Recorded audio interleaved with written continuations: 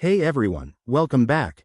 Today, we're tackling a super practical topic: how to withdraw Tether USDT from KuCoin to Bitmart in 2025. If you're into crypto trading, you know how important it is to move your assets smoothly and securely. Whether you're diversifying your portfolio or just switching exchanges, this step-by-step guide will get you there in no time. Let's dive right in. First things first, make sure you have accounts on both KuCoin and Bitmart, and that your USDT is available in your KuCoin wallet. Start by logging into your KuCoin account.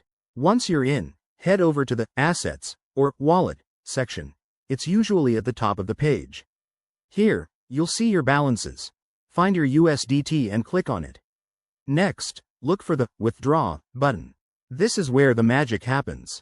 Select USDT as the asset you want to withdraw. Now, you need the Bitmart wallet address for USDT. Hop over to your Bitmart account, go to your wallet, and copy the deposit address for USDT. Double check that it's for the correct network, like TRC20 or ERC20, to avoid any issues. Back on KuCoin, paste that address into the withdrawal form. Enter the amount you want to withdraw, but remember to leave enough for any network fees. KuCoin might ask for a memo or tag if Bitmart requires it, so keep an eye out for that. Before you hit confirm, enable two-factor authentication if you haven't already. It's a game changer for security. Once you confirm, you'll get a transaction confirmation. This could take a few minutes to an hour, depending on network congestion.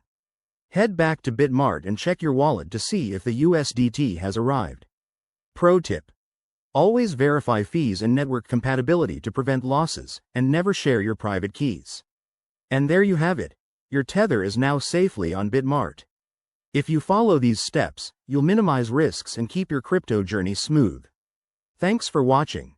If this helped, give it a thumbs up and subscribe for more crypto tips. See you in the next video.